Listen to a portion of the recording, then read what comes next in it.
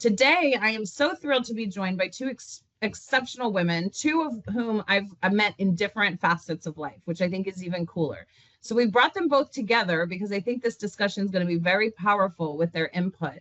Monica, I've known since the pandemic. So before the whole world shut down, she reached out to me after a virtual webinar and said, will you be a speaker for my session? I have a magazine in Mexico City. We're doing an event in Cancun. And I'm like, but wait a minute, like the world is shutting down. It's 2020. You're going to do this? She's like, I'm going to do this.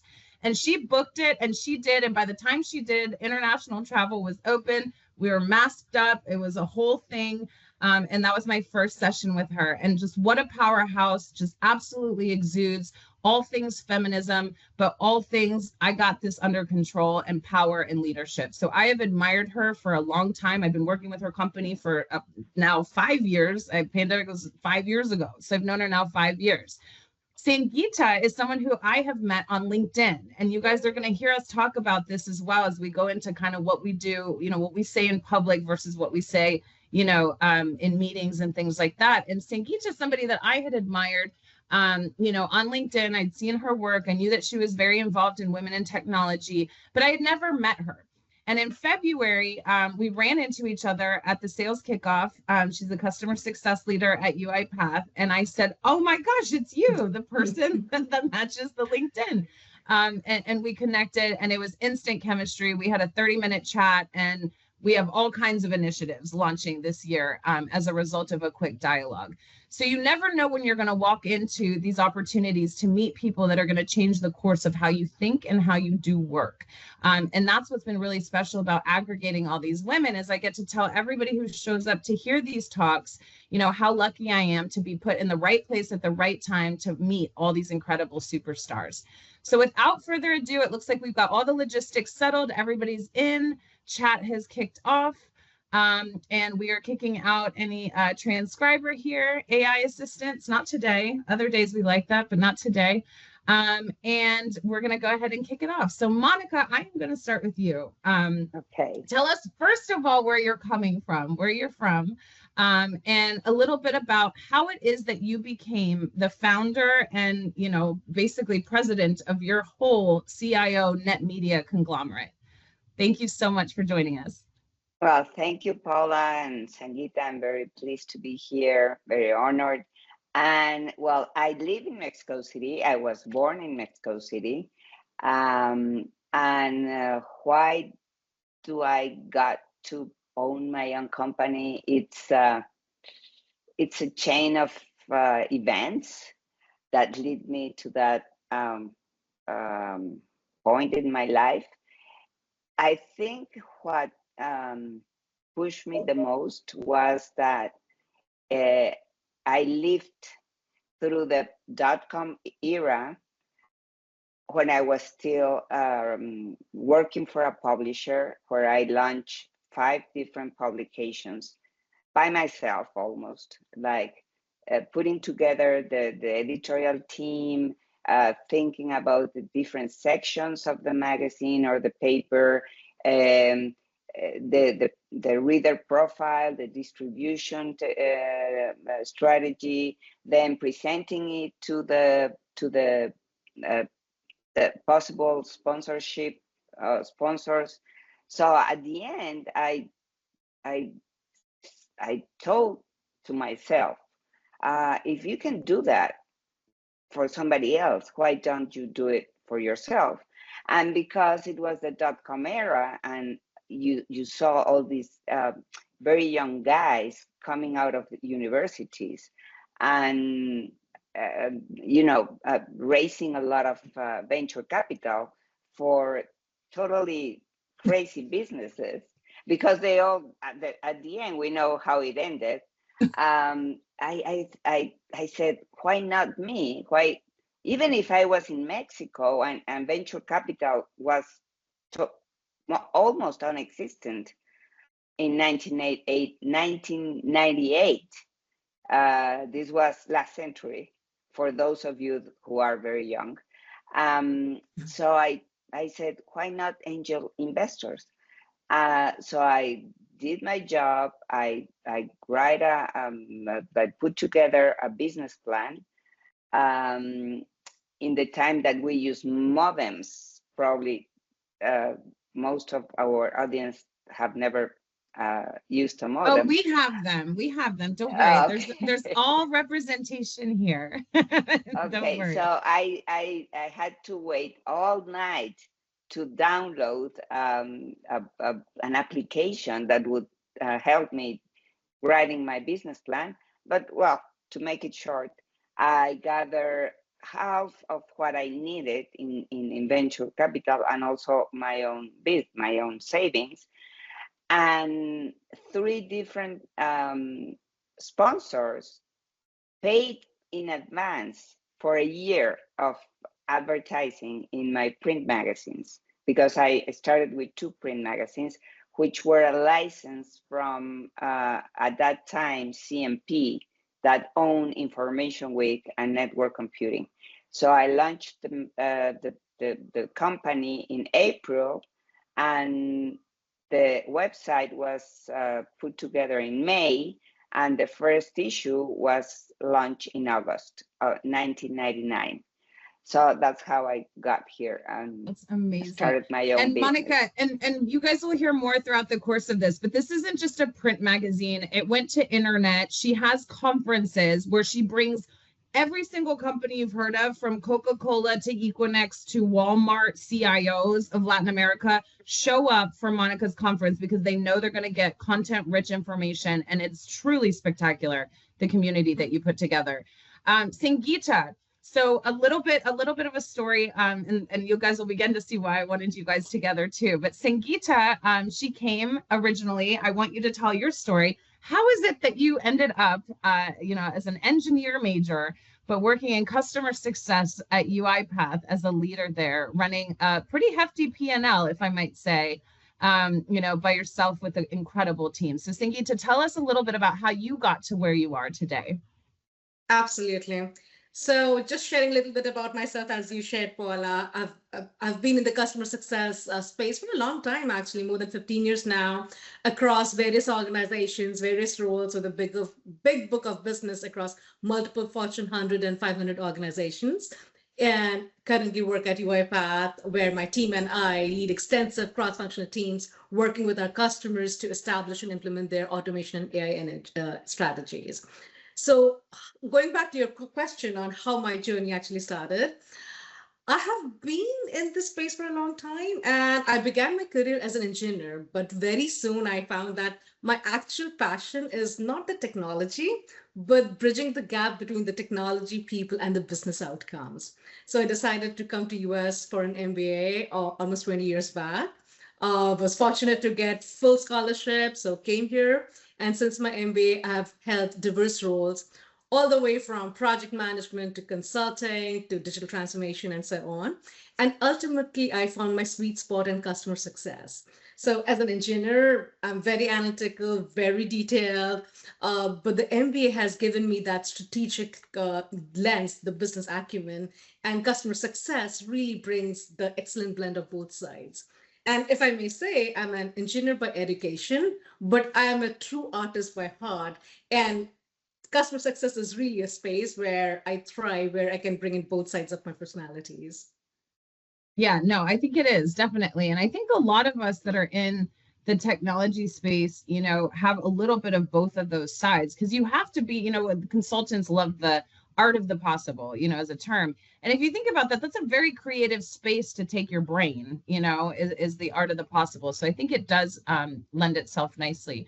So Monica, I wanted to ask you too, because you could have said, well, why not me? I worked for print media, I worked for publishing, but how did it turn into this amalgamation of CIOs? Why was that your focal point? What sort of got you to even have the context to say, okay, tech is going to be transcendental. It's going to last till the end of time. It's going to keep changing. I mean, you picked the most exciting, innovative, and evolving space, right? A long time ago, 25 years, 26 years, you guys just celebrated, right? So yeah. Tell us a little bit about why CIOs, why tech, how did that happen? Well, it goes back to 1983. Okay. You weren't born. Not yet. So, shortly after. Next year. And I was working for a business magazine at that time. It was a leading business magazine in Mexico, like the Fortune magazine. Okay. And there I was asking for a computer because I don't know where, I guess on TV, because there was no any other way that I would learn that there were word processors. Yeah. So I saw that, I guess I saw like a National Geographic documentary, I don't know. And they were showing what you could do with a word processing program. And I thought, wow, that's amazing. That's what we need as journalists. So that was 1982 to be precise. So for a year, I keep asking my boss that we should have a computer. So when they decided that they wanted to put together a special report on computing, guess who they chose? Monica, because she's the one that knows about computers. And I didn't know anything about it. I just knew about the word processor.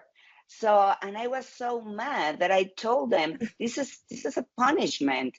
This is a punishment because I've been asking for a computer, but this long. But I'm gonna take the challenge. I'm gonna write the special report, because a special report, to be called that way, it implicated that you had to write 5 different articles in 15 days without any knowledge at all.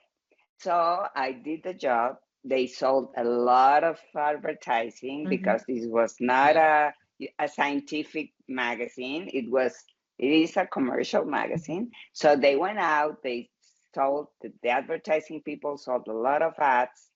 So they decided, and it was even in the cover of the magazine, my special report. So they decided that the following year they were gonna do not just one special report, but 4 special reports, one every quarter. And guess who was gonna be doing that? Me again. So it was like I specialized in computer, in whatever, informatica, we said at that time. And so years went by, and I get to interview not just vendors, but also some CIOs that back then had very little importance in terms of the staffing. You knew who the CEO was, who the CFO was in a company, but they barely talk about the CIO. So as time went on and technology was on the front line, when the internet exploded in the 90s, CIOs began to get more recognition. And because I was in love with Information Week, because it blended what I was just doing in the business magazine, I did what Sangita just said. I was the translator between the technology itself and the business purposes that it accomplished, but in written words. I mean, in articles, through interviews. So as soon as I got the license from CMP for the magazine Mexico for Information Week, we decided that every issue should have a CIO in the cover of the magazine, not a vendor, a CIO. And if there was not a chance to interview a CIO, then we would do a special report or talk about a special technology that was going to be launched or was hot at the time. But very, very few CEOs from software or hardware companies were in the cover. I think in 10 to 12 years that we published the print version of the magazine, because then we went digital 100%.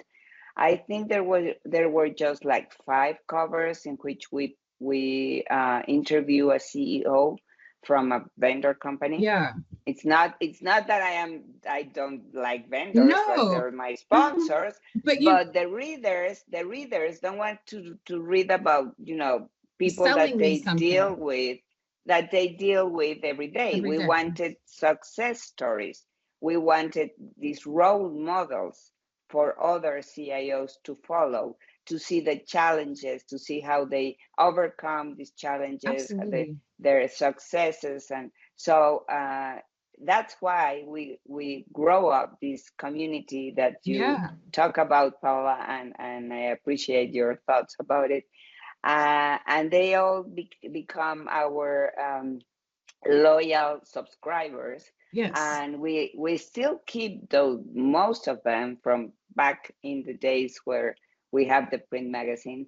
And because we did, I think, a good job in these articles that were very reliable, Of we course. did we practiced journalism as the best publications in the US, that like the New York Times or the Wall Street Journal, with uh, with a very neutral way of Positioning. Well, and that's positioning. and Yeah. what I was gonna say too, Monica, is I think without even realizing it, you were already doing influencer marketing before it was a thing.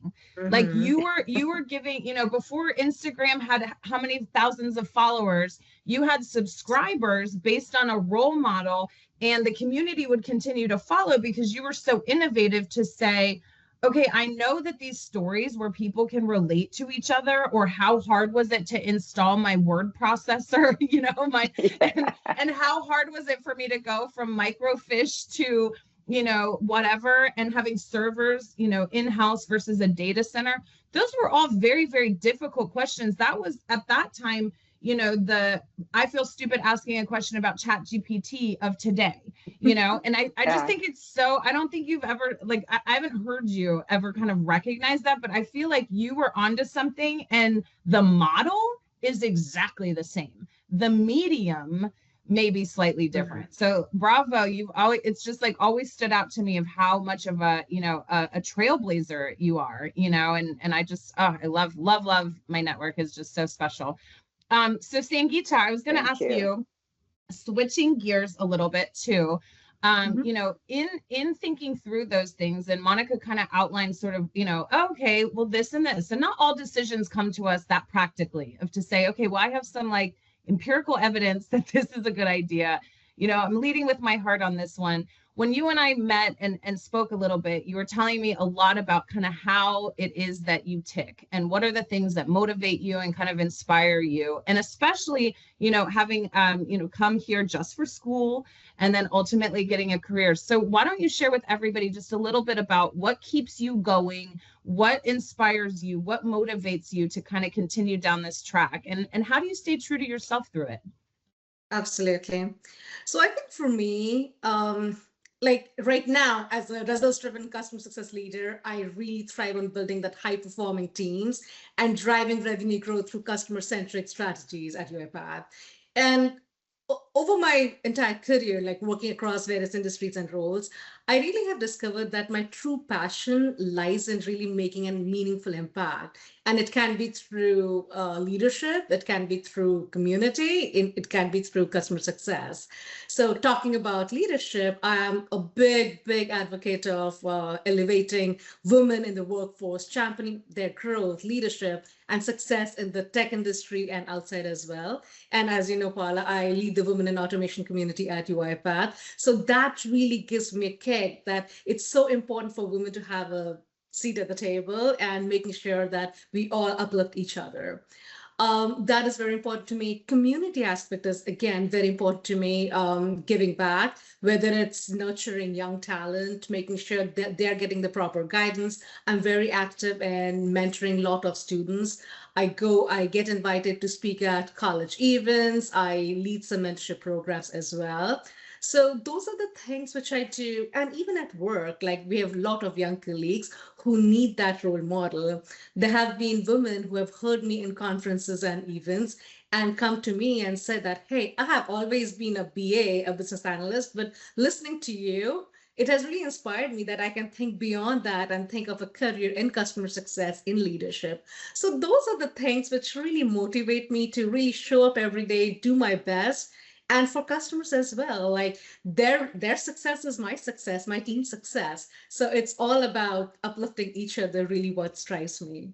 Well, I think it's a groundswell, right? Like, all tides, the rising boat. I'm not very good at expressions. I don't know why I even tried that, but the thing where all the things rise, right? And Yeah. I think when we elevate ourselves, we elevate the community around us, and thus inspire things in people that maybe they didn't think of, or maybe they didn't do.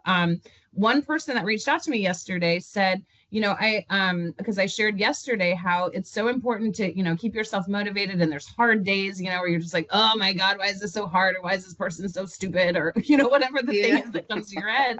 And you still have to kind of like get through it, be professional. Heaven forbid a woman, exposes emotion, in any way. So you really do have to button up, especially at work. And she said, I love that you said you keep a brag book. And for those of you who weren't with us on Monday, my brag book is just kind of my running total of all my successes, like all my good job, Paula's, so that when it's review time or when I'm having a bad day, I can look and say, oh, wow, like, no, you are awesome. You have made it. You've overcome so many challenges, and bravo. And I was like, well, wait, like you don't do, well, I do affirmations, but I've never thought about actually, doing something so personal. And it was a great little dialogue, and we connected on LinkedIn, and, but very young, kind of like inspiring how the next generation rises up. So I think that's so, so important. Both of you have, a good time too. So you work hard and play hard. I know that about both of you, and you have a good time either with family, friends, hanging out. We talked about balance throughout the course of the last 2 days, as you can imagine. Everybody wants to talk about what's work-life balance, right? And I like what we came to on Monday, where it came to say, maybe we can't find balance all the time, but we sure can create harmony, right? And so maybe if it's not balanced, it can be harmonized. So Monica, I'll start with you. Tell us a little bit about what you do to decompress. What kind of mandatory quiet times do you have? Maybe working out. What is it that you do to keep up with the high stress, high paced, lots of pressure role that you have with all these people that depend on you, every day, and a family? And how do you make sure that you take care of Monica? What kind of things do you do? Well, I love sports since I was very, very young. I started with gymnastics, then tennis lessons, which I would you weren't very really good. Very bad. So I moved to gymnastics, and then I went to study in Italy. So I had the opportunity to learn how to horseback riding. Yeah. The European style. Yeah. Then I came back, and then I started jogging. Oh, wow, that's impressive. And then when I had my first baby, which Pia, yes. Jane Fonda was. It was the time I when love Jane that. Fonda. The videos with Raquel Welch. Yes. Yep. So I started with Jane Fonda. I did all her videos, and to keep, to remain fit, because I had to take care of a little baby, so I couldn't go outside and do my jogging. And do your jogging. Yes. So then I had my second son. And I kept on going with different videos that I did at 5:30 in the morning, so I could be ready for the children to get up and have breakfast and take them to school. But then I got tired, because I even if I'm tired just hearing you say all that. eight different videos, I knew when this lady was gonna breathe and whatever she's gonna say and what was the next move, and it was like, oh, boring.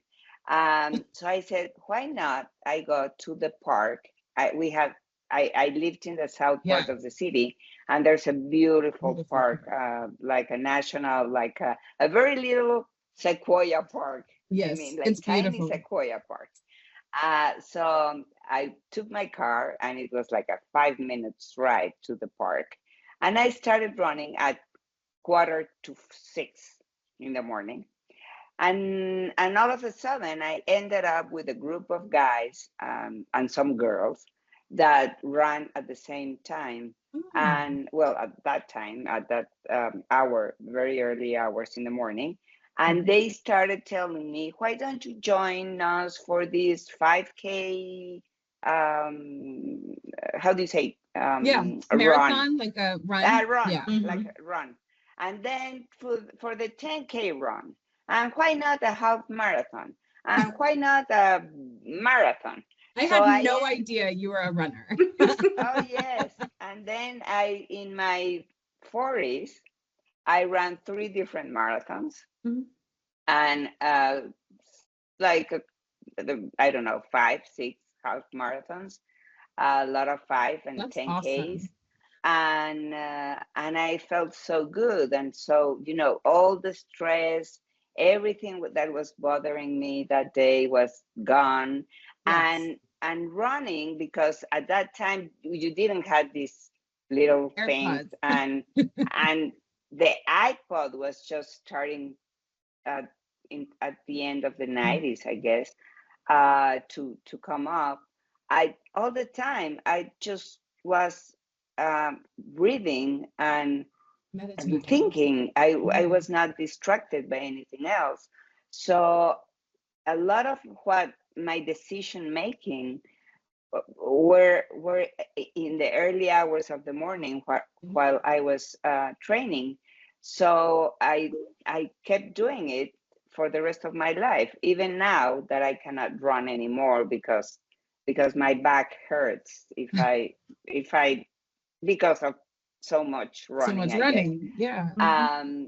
So now that I just walk, um, very, very fast, as fast as I can, I still find it very relaxing. I'm not into yoga that much. I'm not into meditation because I need movement. Yeah. I'm like Yeah. kinetic. I don't know. Yeah. So that's why I like to go out on the streets or in the park, and that's also a way to be in contact with nature. I live in a big city, which is all, concrete Yeah. and buildings. So to be at least a little bit closer to nature in the Yes. morning, it's very, very uh, this stressful. I don't know if Yes. that's the No, way to yeah, no, say. it's a good stress release, and it grounds you, I feel like, and I've been struggling the last like 9 months has been so hard to get back into the gym. I was like a 5:30 a.m. ritualistic. Like that's when I think best. That's when all my ideas come out. On my whole work day, a normal person's work day, I would do in 2 hours in the morning. It would just all come out. It would flow. It'd be awesome. And then I just have meetings throughout the day and, to-dos. It was just so great. And I just have been like, kind of off this schedule, or off this motivation path. So I need to kick it into gear, because that is when the best ideas come, is in the first thing in the morning, when nobody said anything, the news hasn't pissed you off, and you haven't checked your email. It's like, oh, that's when like the fresh good stuff comes in, right? Oh yeah. I totally need to get back into that. But okay, cool. Can't believe I didn't know that about you, but that totally makes sense. All right, Miss Sangita, I'm going to turn to you. So what kind of things do you do after a hard day? What kind of building blocks have you cultivated for yourself along the way to get through stressful times and do what you got to do? Tell us a little bit about your motivation tactics. So, like Monica, I'm big time into hiking and nature as well. I'm not into marathons, but that is in my list for sure. Okay. But every Saturday morning, you can find me in some of the mountains in my neighborhood with my girlfriends going for a long hike. It's just so refreshing to get that physical movement, get the fresh air, the fresh thoughts. And if you have good friends with you, like the exchange of ideas can be very stimulating as well. So that's definitely one of my go-to things. Meditation actually works a lot for me. I recently got reintroduced to that last year, and I truly feel that has really transformed about how I think, how I process my emotions, and how it really gives me new perspective and keeps me grounded. So meditation is something which I definitely try to do on a regular basis, even if it's not daily, definitely multiple times a week, which has helped me a lot. Yeah. One of my another passions is cooking. I like bringing the art and science together in in my kitchen. I'm very fond. My husband and I, we really love trying different cuisines. And my personal challenge is trying to recreate that cuisine, that particular dish in my kitchen using, air fryer and Instapot and so on. So that really I find very, very therapeutic. But overall, like talking about managing stress and getting through hard days, I think having a support system is so, so critical, whether it's friends, it's neighbors, maybe peers at work or mentors. These are the people whom you can really lean on, share your challenges with, celebrate your wins with. And these are the people who can give you that practical help, but also that emotional backup when, life throws curveballs at you. So building those relationships have been really, really very important for me as well. They create that safety net and they help me navigate the good times, the tough times, and give me that confidence and add that little humor to the life as well.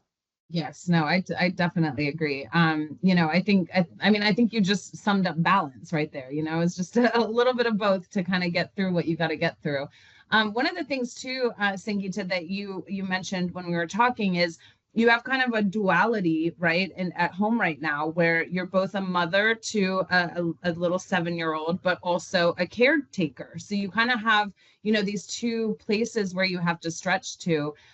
So tell us a little bit about how you navigate that balance. And is it in the self-care and the meditation that gets you through that? Or how is it that you go about balancing those very, very special and important roles that you also take on besides customer success? Yeah, absolutely. And I have to say this, Paula, it is exhausting, like having a full-time job, pretty stressful. And I'm actually pretty active in the customer success community as well. And then having a 7-year-old daughter, then an aging mom who lives with us, and I'm a caregiver. It is exhausting. And to be honest, I have been burnt out in the past. And at a point, I realized that I'm not happy. I'm literally snapping at my family members. I'm doing a lot of stress eating. And at that point, I really paused and thought about what strategies I need to put in place to really gain my balance again. So, one of the things I really worked on was setting that boundaries. We love our families. I love my child. I love my mom. I love my work. But often as women, we end up neglecting our own needs. And prioritizing yourself is so, so essential because if our cup is not full, we just can't fill anything else. Yes. So with time, I figured out how to say no. I figured out things which give me pleasure, whether it's going for that morning hike with girlfriends, or whether it's signing up for a meditation class, or maybe just locking myself in my room in the evening with a glass of wine with my favorite book.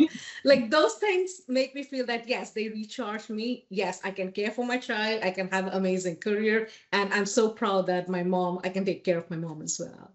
That's so fantastic. No, I thought that was such a wonderful anecdote. And I think everybody kind of, goes through those different parts of life as well. It's not often that they're at the same time with such a little one and caretaking, but I think that's becoming more and more. So Monica, It this will one's be a for remiss, Paul, if I don't say I don't give a shout out to my husband. He is such a great partner, and without his yes, support and his help, it wouldn't be doable. that's So absolutely awesome. have to give a shout out to him. No, bravo. No, mine's a fantastic cheerleader too. He's tuned in every day to this, taking screenshots and just number one fan. So I think it is good to have, you're supporting you're supporting folks around you at all times.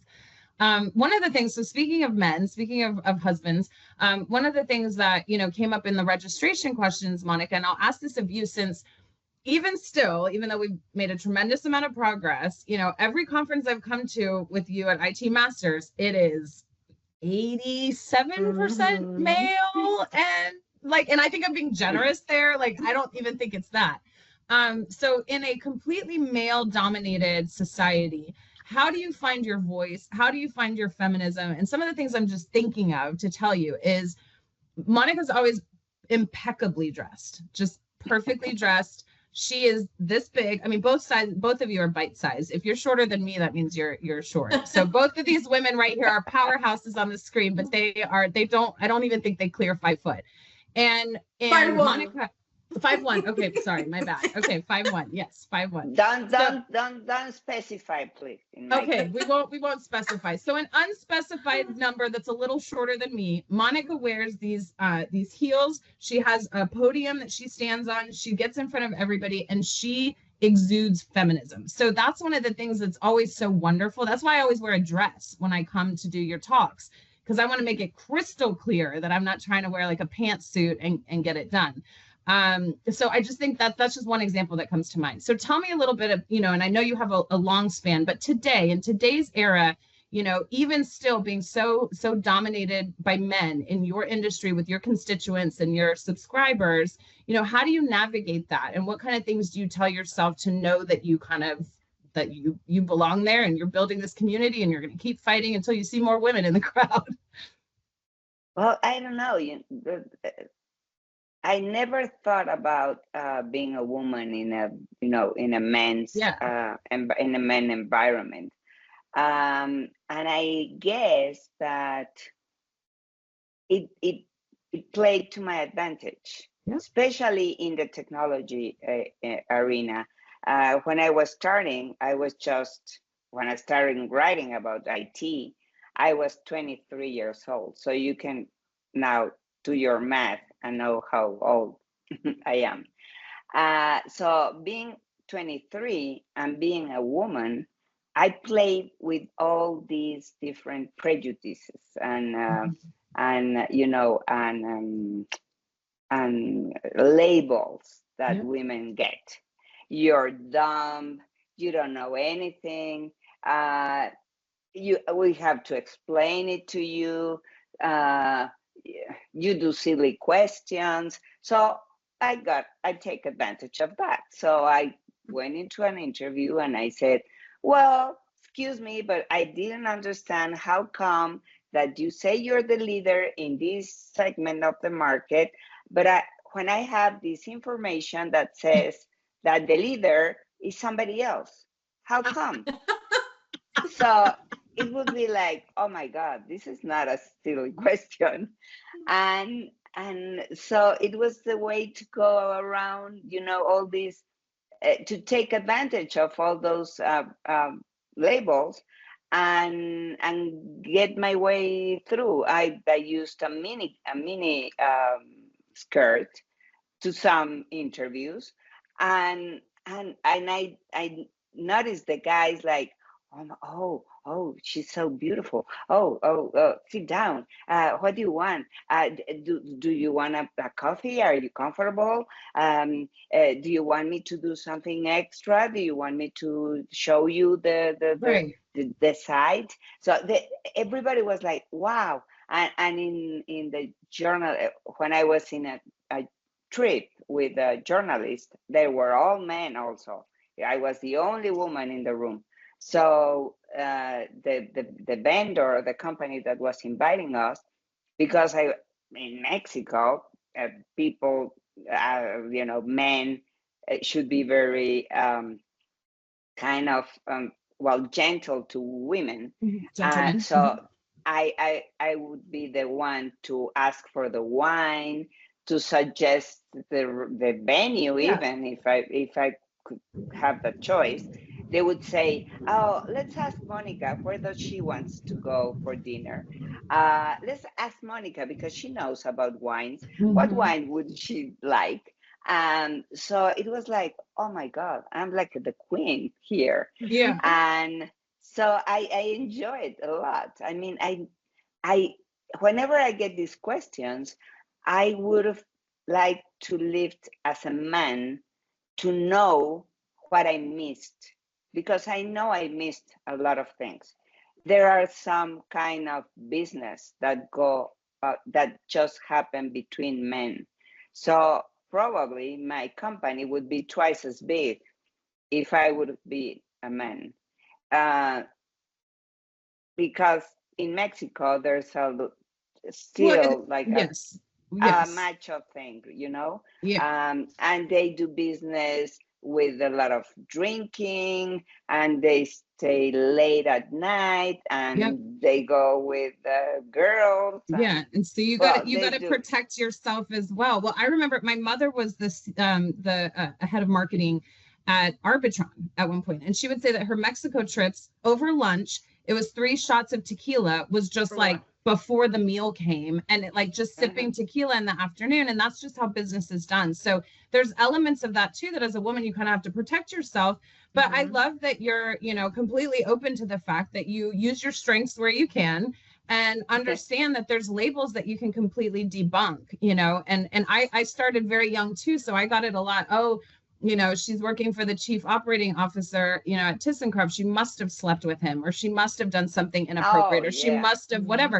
of And course. I didn't even open my mouth, and there was assumptions of, all kinds of things, and the women in the workplace were mean. So I really appreciate that honesty, Monica, because I think it's important to say it too. There's nothing wrong with exuding your feminism, being who you are, wearing a dress, wearing a skirt, it's about how you carry yourself, and it's about the respect that you have for yourself. Because if you have that Yeah. internally, that's going to emit far beyond, Mhm. how much leg, you can see. And if that's all you're focused on, then it's probably why, that nobody wants to work for you either. So there's that too.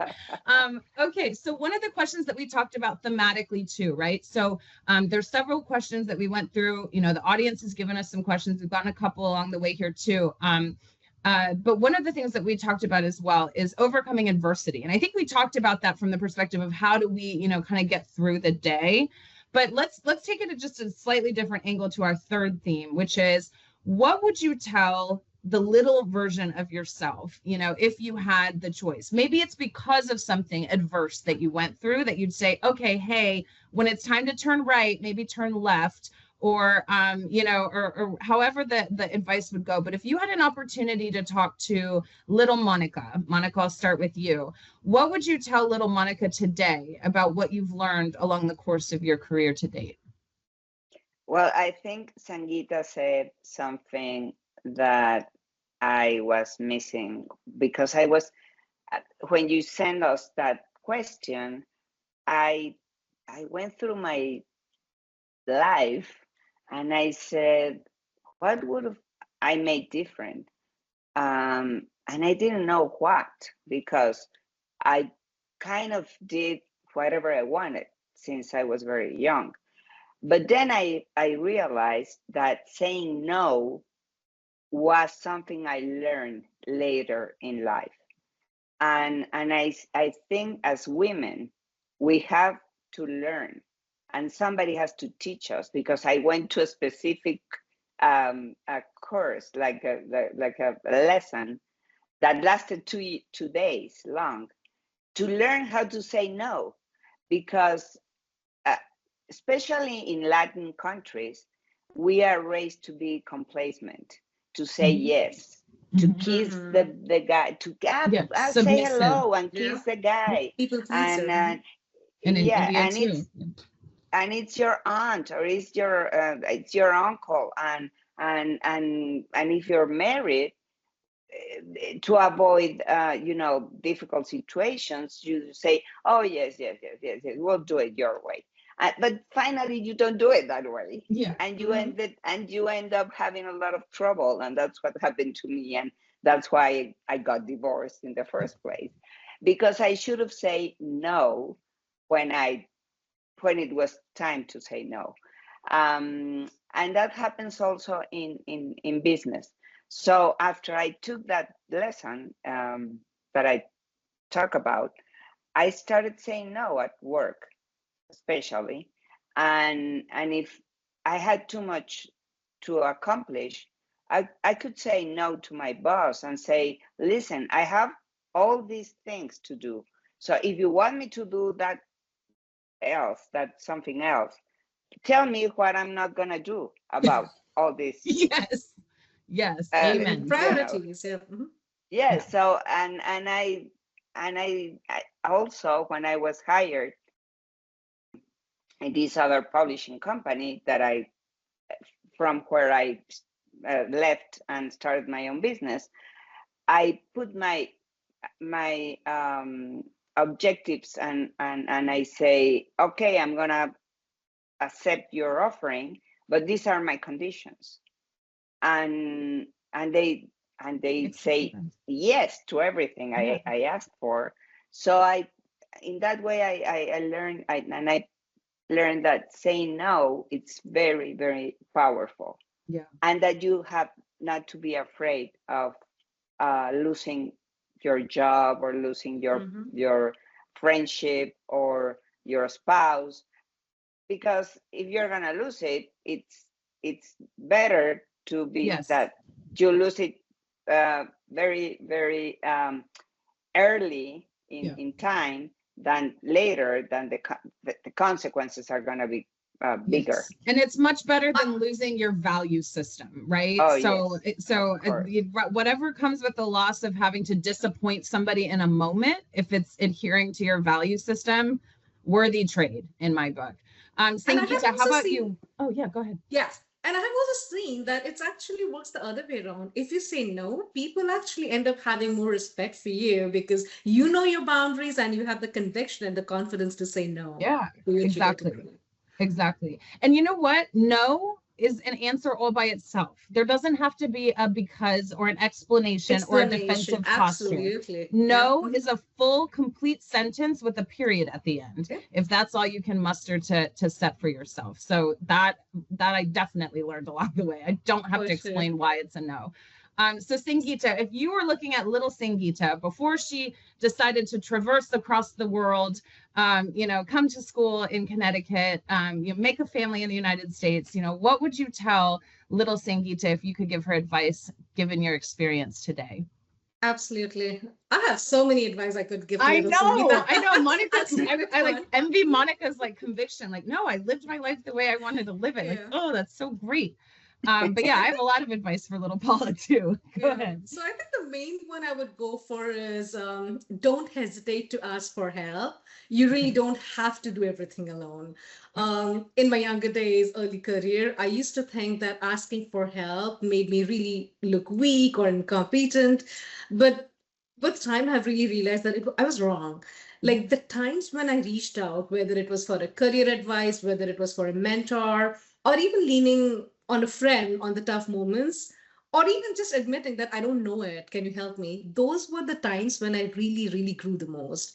And over time, I have realized that reaching out for help, it shows confidence. It does not show incompetence, it shows confidence. And seeking guidance is a strength, it's not a weakness. So that's something I've really learned over time. I wish I had given this advice to little Sangita earlier. And going back to what Monica was saying, I think that this stands very true in personal life as well. I can't expect my husband to be a mind reader and lean in when I expect him to do the heavy lifting at the home front and then feel frustrated when he doesn't. Well, I didn't ask, so how would he know? So when I need help, I ask clearly and directly. And then that simple act really creates so much of better harmony and balance. Yes, no, So I think so too. Don't hesitate to ask for help. I think that's awesome. And I think too, that's like a intrinsic value that you learned along the way too, because humility comes by being put into positions to learn humility, right? And by asking questions, you kind of take on a little bit, okay, that wasn't so bad. Like, it's okay that I didn't know that answer.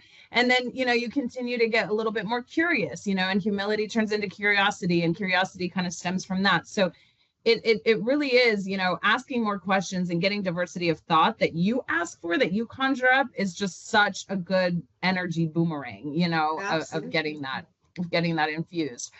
So Monica, there was a question that came specifically to you. Any tips on how to prepare for a marathon? Okay. Well, you have to be able, first of all, to run a 10K in less than an hour. If you're not capable of running a 10K run, it's a 10K. That's all they say. In the US, we don't even put run at the end of it. It's just a 10K. People know what it 10K. is. Yeah. In less than an hour, then don't start even thinking about the marathon. Then, if you're able to do that, then you have to read 2 or 3 books to know how your body works. There are several books right now, and I think there are lots of videos. When I was training, there were the YouTube didn't exist, so probably there's YouTube, a lot of training there. But I trained with Benji Duren program. Benji Duren was a very well-known marathon champion in the 70s, 80s, I don't know. And he did a very comprehensive, very easy to follow program. Benji Duren, it's written with Benji, and then the last name is You can send it to me, and when we send everybody the recording, we'll put it in the notes at the bottom. And yeah. Probably it's out there in the internet program, because it's very easy to follow. But it's a 16. I never heard of a program. Nonetheless, forget about my program, but every program I've learned implies at least 16 weeks of training, and you have to do a lot of distance. You go up to 30 kilometers. Remember, a marathon is 42 kilometers. The most to run before a marathon is 30 kilometers. You never run a marathon before running a marathon. Keep that in mind. Okay. Because you are overtraining. So this isn't something that you just show up and wing it. No, you just show up and what? And you just show up and like just start running and hope for the best. This isn't one of those. This is dedication, willpower. But after 16 weeks, you know what to expect, and you know your body, and you know how to breathe, and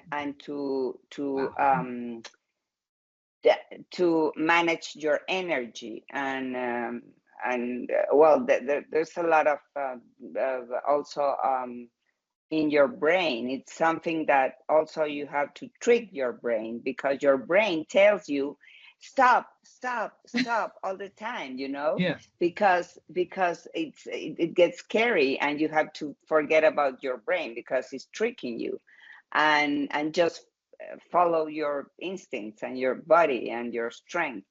That's awesome. So it's really awesome. Very intense. So Monica, I'm going to ask you as a follow-up then to just give us like Monica's cheat sheet, so we can put that into the YouTube show notes, so that everybody can kind of go see what the book is, because there's a lot of chatter about the marathon, and I'm very, very curious as well. All right, fantastic. Well, we are almost at the top of the hour of another exciting, engaging, super informative. Like, I love the way that these topics just kind of like meld and morph into different things. The thing that I like to ask at the end of this, if you guys will, do me the honor, is one thing, if there's anything that anybody should remember about what we talked about today, or about something that you want to, make memorable, or say it has impact, or something that maybe you didn't get to share, what would that be? And Monica, I'll start with you. No, Sangita. You want to start with Sangita? Okay. Well, we're just being mindful of time. We have 3-ish minutes, guys. So a quick minute and a half each. Let's go. All right, Sangita, you're up. Yeah. I would just say that focus on building relationships and not just resumes when it comes to a career. These relationships are very valuable. Networking isn't just about climbing the corporate ladder. It's about building the real meaningful connections in and outside work. People remember, they don't remember your title, but how you made them feel. So I think relationships is so important as you travel through your career, through your life. So absolutely focus on that. And believe in yourself. Dream big and you'll make it happen. I agree. Monica, how about you? What would you leave with the audience with today? I would say follow your passion. I am passionate about journalism since I was 14 years old. I was very lucky to discover this in very early in time, that I wanted to become a journalist. That's something like like becoming a priest or a nurse. Being a journalist is something that you have to feel in your heart, It's a because calling, right? Yes, it's a calling. And I think because I was so passionate about my job, that I convinced these angel investors to give me their money and expect nothing in retribution, because that's the way angel investors operate. So now that I sold my company, 51% of my company was bought by an Italian company 3 years ago. It was like, I can't believe it. Somebody came knocking at my door and asked me if I want to become, their partners with a very, very big company that does the same as me, but on steroids in Italy. So it was like a dream come true, really. And I didn't even dream about it, because it was a surprise.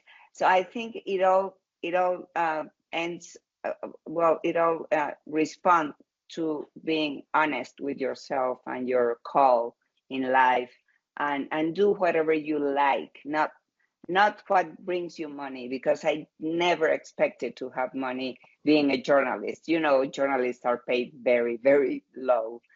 But because I was in magazines, and I was in specialized magazines, niche magazines, the retribution, the salary was better than the rest of the journalism profession. So I think it's passion, and if you're not doing your job, and you're not feeling that it's something that ignites your energy in the morning, you have to change. You have to go elsewhere and do what you like. I love that. I love that. So be passionate about what you're doing. If you're not feeling the passion and the burning ignite, move on. And then guys, and then also Sangita, just, always coming through with make sure that you build community and have people around you, because your tribe is what keeps you kind of going. Thank you so much, you two, for coming together. I really, really appreciated it. And I love how honest and raw and vulnerable we're able to get in these sessions. Thank you, Paula. Pleasure being here. Everything.